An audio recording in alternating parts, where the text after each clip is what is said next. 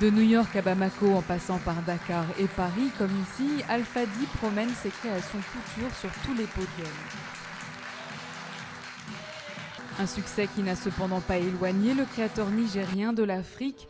Sid Ahmed Senali, de son vrai nom, veut plus que jamais se battre pour le développement de son continent. Ce sont les plus démunis, les plus pauvres qui créent, les plus pauvres qui font les bijoux, les plus pauvres qui font la broderie, qui font la teinture. Ce sont gens qu'on doit aider à moderniser leur savoir-faire pour que ce savoir-faire puisse quand même être un continent positif. Un savoir-faire que l'on retrouve dans son atelier à Niamey, la capitale nigérienne.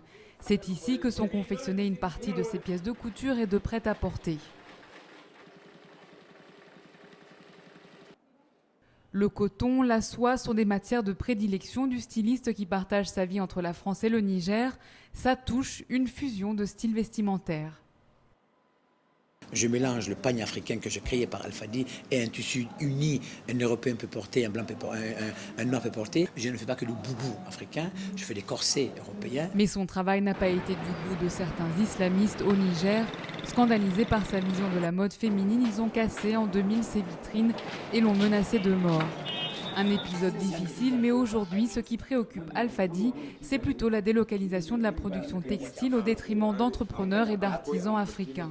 On ne peut pas dire qu'on va tout faire en Chine ou à tout faire ailleurs et oublier le pays. Donc un petit peu le combat que je mène, c'est aussi ça.